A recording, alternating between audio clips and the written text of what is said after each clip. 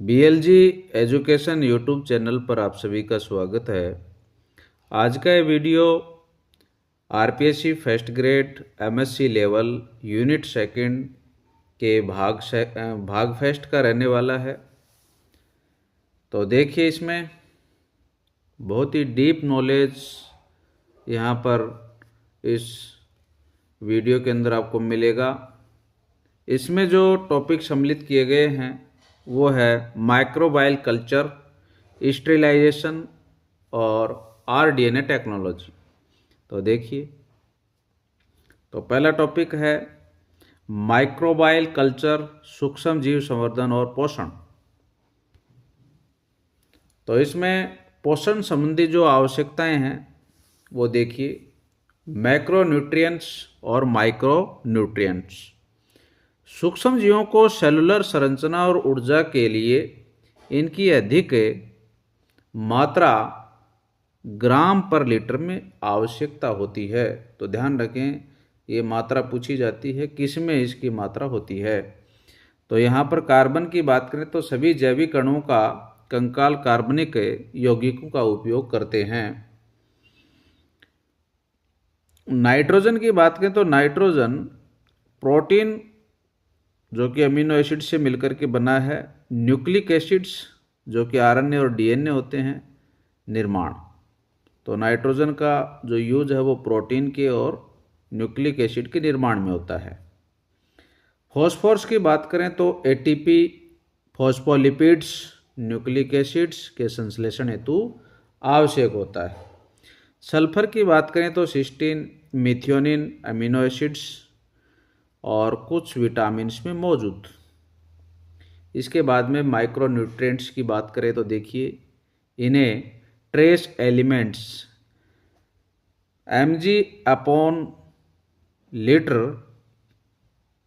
कहा जाता है। ये अक्सर एंजाइमों के लिए सहकारक के रूप में कार्य करते हैं। आयरन साइटोक्रोम का हिस्सा इलेक्ट्रॉन परिवहन में आवश्यक होता है। कॉपर की बात करें तो श्वसन एंजाइम में मौजूद होता है। तो श्वसन एंजाइम कौन सा है? साइटोक्रोम सी ऑक्सीडेज, ये याद रखें। जिंक की बात करें तो डीएनए अथवा आरएनए पॉलीमरेज के सक्रिय स्थल पर कार्य करता है। और मोलिब्डेनम है वो नाइट्रोजन स्थिरीकरण के लिए अत्यंत महत्वपूर्ण है। तो इन एलिमेंट्स में से आपको क्वेश्चन ज़रूर मिलेगा, इनको ध्यान से पढ़ें आप। Growth factors and types of organism. तो यहाँ पर देखिए, प्रोटोट्रोफ की बात करें तो ये वाइल्ड टाइप मतलब जंगली प्रकार के सूक्ष्म जीव हैं। ये न्यूनतम माध्यम में बढ़ने में सक्षम है। ये सरल कार्बन स्रोतों जैसे ग्लूकोज से अपने सभी आवश्यक कार्बनिक यौगिकों, अमीनो एसिड, विटामिन को स्वयं संश्लेषित कर सकते हैं। ऑक्जोट्रोफ जिसको अपन बोलते हैं, ये म्यूटेंट उत्परिवर्ती स्ट्रेन हैं। इनमें एक या अधिक आवश्यक यौगिकों को संश्लेषित करने की क्षमता नष्ट हो जाती है एंजाइम म्यूटेशन के कारण। इन्हें कल्चर करने के लिए माध्यम में वह विशिष्ट यौगिक अलग से डालना पड़ता है। तो विशिष्ट यौगिक का मतलब है ग्रोथ फैक्टर। यहाँ पर अगला जो पॉइंट रहता है वो है फास्टिडियस ऑर्गेनिज्म। ये अत्यधिक नखरे वाले जीव होते हैं। इन्हें वृद्धि के लिए बहुत जटिल और विशिष्ट पोषण संबंधी आवश्यकताओं जैसे ब्लड, सीरम, विटामिन्स की आवश्यकता होती है। यहाँ पर उदाहरण के लिए हीमोफिलस इन्फ्लुएंस, निस्चेरियाई, गोनेरियाई, ये देखे होंगे आपने। इसके बाद में हम बात करते हैं culture media based on physical state. यहाँ पर फर्स्ट है सॉलिड मीडिया, ठोस माध्यम। कॉलोनियों को अलग करने के लिए उपयोग किया जाता है। एगार 1.5% से 2% मुख्य सॉलिडिफाइंग एजेंट है। इसे लाल शैवाल कौन सा जिलेडियम से प्राप्त किया जाता है। प्रश्न पूछा जा सकता है कि भाई अगार अगर है ये किससे प्राप्त किया जाता है? लाल शैवाल से, लेकिन कौन सा? जिलेडियम से। और कैसा एजेंट है ये? तो सॉलिडी फेलाइंग एजेंट है ये। विशेषता क्या है? अगर 95 डिग्री सेंटीग्रेड पर पिघलता है और लगभग 42 डिग्री सेंटीग्रेड पर ठोस हो जाता है। ये सूक्ष्म जीवों द्वारा विघटित नहीं होता, ध्यान रखें। उदाहरण के लिए न्यूट्रिएंट अगार प्लेट ऑब्लिक स्लैंट। दूसरा है liquid and semi solid media. विशिष्ट परीक्षणों और बड़े पैमाने पर उत्पादन के लिए लिक्विड मीडिया ब्रोथ, इसमें कोई अगार नहीं होता है। इसका उपयोग बड़ी मात्रा में रोगाणु को उगाने और किण्वन अध्ययन के लिए किया जाता है। उदाहरण के लिए nutrient broth. Semi solid media 0.2% से 0.5% अगार का उपयोग होता है। यह मुख्य रूप से बैक्टीरिया की गतिशीलता का परीक्षण करने के लिए उपयोग किया जाता है। नेक्स्ट देखिए स्पिलाइज्ड मीडिया। आरपीसी फोकस एग्जाम्पल्स यहाँ पर मैंने आपको दिए हैं। देखिए सबसे पहले चयनात्मक माध्यम की बात करते हैं तो विशिष्ट रोगाणु को बढ़ने देता है और अवांछित को रोकता है। मैककॉर्नी अगार, मैककॉर्नकी अगार, इसमें बाइल साल्ट्स और क्रिस्टल वॉयलेट होते हैं जो ग्राम पॉजिटिव को रोकते हैं, ग्राम नेगेटिव को बढ़ने देते हैं। ईएमबी अगार ई कोलाई की पहचान के लिए होता है। डिफरेंशियल मीडिया विभेदक माध्यम देखिए रोगाणु के बीच उनके जैविक गुणों के आधार पर अंतर करता है। ब्लड अगार हीमोलाइसिस मतलब आरबीसी टूटना के पैटर्न को दर्शाता है। अल्फा हीमोलाइसिस ये ग्रीन्स जोन को दर्शाता है और बीटा हीमोलाइसिस क्लियर जोन मतलब कंप्लीट को दर्शाता है और गामा ये हीमोलाइसिस ये नो चेंज आपको दिखाता है। इसके बाद में हम बात करते हैं संवर्धित माध्यम की। तो बेसल मीडिया में अत्यधिक पौष्टिक पदार्थ मिलाए जाते हैं। यह फास्टिडियस ऑर्गेनिज्म के लिए आवश्यक है। ब्लड अगार 5 से 10% शिप ब्लड और चॉकलेट अगार हीटेड ब्लड अगार आरबीसी लाइसिस से फैक्टर 5.10 निकलते हैं। पार्ट 2 है स्टेरिलाइजेशन एंड प्योर कल्चर। नसबंदी के तरीके और शुद्ध संवर्धन तकनीकें। यहाँ पर देखिए नम उष्मा ऑटोक्लेव, यह दाबयुक्त भाप के सिद्धांत पर काम करता है। यह स्पोर्स सहित सभी जीवों को नष्ट कर देता है। स्टैंडर्ड कंडीशंस आरपीसी फैक्ट्स है। तापमान 121 डिग्री सेंटीग्रेड और दबाव 15 psi, समय 15 से 20 मिनट। उपयोग कल्चर मीडिया, सर्जिकल इंस्ट्रूमेंट्स और बायो हैजार्ड वेस्ट को स्टरलाइज करने के लिए। ड्राई हीट शुष्क उष्मा हॉट एयर ओवन ऑक्सीकरण द्वारा सूक्ष्म जीवों को नष्ट करता है। स्टैंडर्ड कंडीशंस 160 डिग्री सेंटीग्रेड तापमान 2 घंटे के लिए। उपयोग ग्लासवेयर्स, पाउडर्स, ऑयल्स के लिए जहां नमी नुकसानदायक हो। Cold sterilization, filtration and radiation. तो फिल्ट्रेशन मतलब निस्यंदन की बात करें तो इसका उपयोग हीट लेवल ताप संवेदनशील तरल पदार्थों, एंटीबायोटिक्स, विटामिन, शीरा के लिए किया जाता है जिन्हें गर्म नहीं किया जा सकता। Membrane filters cellulose acetate and nitrate से बने होते हैं। बैक्टीरिया को रोकने के लिए 0.22 मिलीमाइक्रोन या 0.45 मिलीमाइक्रोन पोर साइज का उपयोग होता है। HEPA filters high efficiency particulate air, pore size 0.3 मिलीमाइक्रोन। ये लैमिनियर एयर फ्लो कैबिनेट और ऑपरेशन थिएटर में हवा को स्टरलाइज करते हैं। 99.97% इनकी दक्षता होती है। दूसरा है रेडिएशन मतलब विकिरण। विद्युत चुंबकीय ऊर्जा का उपयोग करके डीएनए को नुकसान पहुंचाया जाता है। नॉन आयोनाइजिंग यूवी रेज तरंगदैर्घ्य 260 के आसपास नैनोमीटर में। यह डीएनए में थायमिन डाइमर्स बनाता है। उपयोग सतह और हवा की नसबंदी मतलब ऑपरेशन रूम। कम वेदन क्षमता इसकी होती है। आयनाइजिंग गामा रे एक्सरे अत्यधिक ऊर्जा और उच्च वेदन क्षमता होती है। उपयोग पैक किए गए डिस्पोजेबल प्लास्टिक के वाणिज्यिक और स्टरलाइजन के लिए। इसके बाद में हम बात करते हैं अगले टॉपिक की। तो प्योर कल्चर टेक्निक्स, शुद्ध संवर्धन की बात करें तो देखिए, मिश्रित सूक्ष्म जीवों की आबादी में से किसी एकल प्रजाति को अलग करना। स्ट्रिक प्लेट की बात करें तो सबसे आम और तेज विधि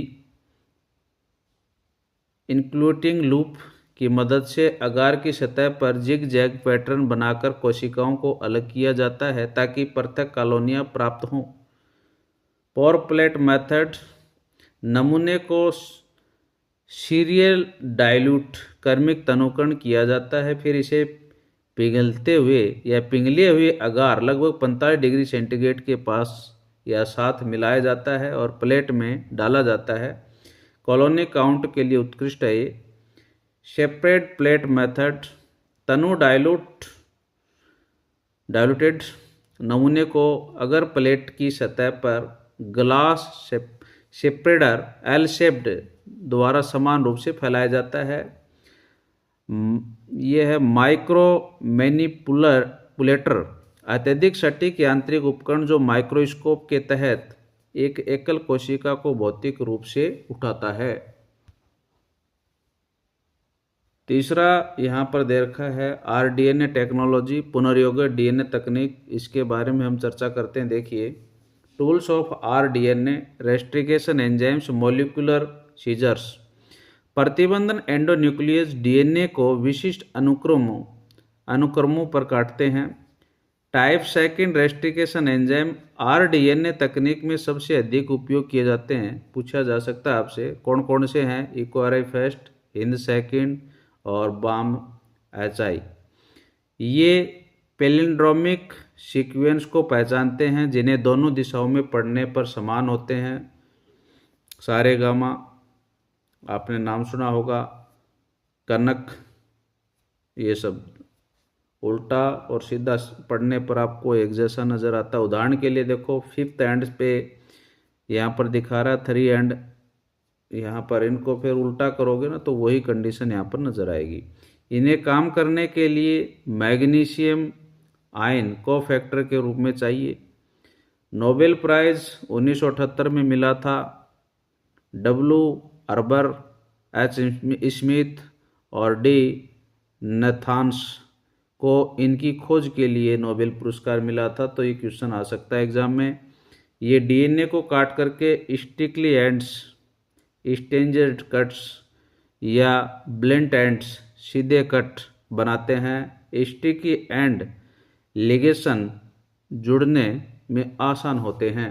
तो यहाँ पर देखो काट करके दिखा रखा है, देखो किस प्रकार सीजर का काम करते हैं ये। इसके बाद में हम बात करते हैं क्लोनिंग वेक्टर्स एंड कैपेसिटी, संवर्ग और उनकी क्षमता। पहला है इसमें प्लाज्मिड्स एंड फेजेज, छोटी क्षमता। विदेशी जीन मतलब टारगेट डीएनए को होस्ट सेल में ले जाने वाले वाहक अणु। प्लाज्मिड्स, बैक्टीरिया में मौजूद एक्स्ट्रा क्रोमोसोमल सर्कुलर डीएनए, उदाहरण के लिए पीबीआर 322 और पीयूसी 18। इंसर्ट साइज कैपेसिटी 0.5 केबी से 8 केबी। बैक्टीरियोफेजेज की बात करें तो बैक्टीरिया को संक्रमित करने वाले वायरस, उदाहरण के लिए लैम्डा फेज और M13। इंसर्ट साइज कैपेसिटी ये परीक्षा में पूछी जाती है, क्या साइज रहती है, तो 9 केबी से 23 केबी के बीच में होती है। कॉस्मिड की बात करें तो प्लाज्मिड प्लस फेज का कोस साइट का हाइब्रिड होता है ये। इंसर्ट साइज कैपेसिटी इसकी 30 केबी से 45 केबी होती है। सेकंड है आर्टिफिशियल क्रोमोसोम्स, बड़ी क्षमता। बड़े जीनोम जैसे मानव जीनोम को क्लोनिंग के लिए उपयोग किए जाते हैं। BAC, bacterial artificial chromosomes, E coli के एफ प्लाज्मिड्स पर आधारित है। इंसर्ट साइज कैपेसिटी 50 केबी से 300 केबी होती है। ह्यूमन जीनोम प्रोजेक्ट के रूप में मुख्य रूप से प्रयुक्त किया जाता है। YAC yeast artificial chromosome eukaryotic host मतलब ईस्ट के लिए इंसर्ट साइज कैपेसिटी 1000 KB से 2000 KB होती है। इसकी लार्जेस्ट कैपेसिटी है वो YAC की होती है। TI प्लाज्मिड की बात करें तो एग्रोबैक्टीरियम ट्यूमिफिशियंस से प्राप्त पौधों में जीन ट्रांसफर के लिए नेचुरल जेनेटिक इंजीनियरिंग, तो जीन ट्रांसफ़र के लिए इसका इस्तेमाल किया जाता है। इसके बाद में हम बात करते हैं जीन क्लोनिंग प्रोसेस। तो देखिए, वांछित जीन की कई प्रतियां बनाने के मुख्य चरण हैं यहाँ पे। पहला है आइसोलेशन, कोशिकाओं से शुद्ध अवस्था में टारगेट DNA और वेक्टर DNA को अलग करना। यहाँ पर दिखा रखा देखो ऊपर इसमें डायग्राम के अंदर। दूसरा है क्लीवेज, दोनों DNA को एक ही प्रकार के रेस्ट्रिकेशन एंडोन्यूक्लियस जैसे E को RI से काटना ताकि समान स्टिकली एंड बन सकें।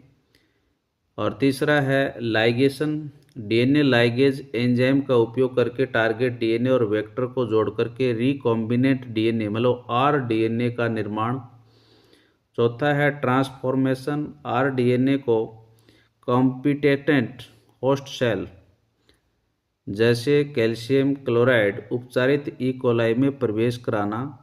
और पांचवा है screening, blue white screening, lac Z gene inactivation या एंटीबायोटिक रेजिस्टेंस जैसे एम्पिसिलिन के माध्यम से सफल रिकॉम्बिनेंट कोशिकाओं का चयन करना। तो ये चरण होते हैं क्लोनिंग के। तो ये सीक्वेंस पूछी जाती है परीक्षा में, कौन सा किसके बाद में आता है, तो ये सही क्रम आप याद करें। इसके बाद में आता है अदर की एंजाइम इन rDNA टेक्नोलॉजी। DNA लाइगेज, इसे मॉलिक्यूलर ग्लू मतलब आणविक गोंद कहा जाता है। ये DNA खंडों के बीच फॉस्फोडाइजेस्टर बॉन्ड बनाता है। rDNA निर्माण में T4 बैक्टीरियोफेज से प्राप्त T4 DNA लाइगेज का सर्वाधिक उपयोग होता है क्योंकि ये ATP का उपयोग करता है। रिवर्स ट्रांसक्रिप्टेज की बात करें तो रेट्रोवायरस मतलब RNA वायरस से प्राप्त एंजाइम यह है। RNA टेम्पलेट का उपयोग करके cDNA कॉम्प्लीमेंट्री DNA का संश्लेषण करता है। यूकैरियोटिक जीनों की क्लोनिंग इंट्रॉन्स के बिना में cDNA लाइब्रेरी बनाने के लिए अत्यंत आवश्यक है। Taq polymerase PCR polymerase chain reaction का मुख्य एंजाइम यह थर्मोफिलिक जीवाणु से अलग किया जाता है। यह अत्यधिक उच्च तापमान 72 से 94 डिग्री सेंटीग्रेड पर भी स्थिर और सक्रिय रहता है, जो DNA डेनाट्रेशन के दौरान नष्ट नहीं होता है।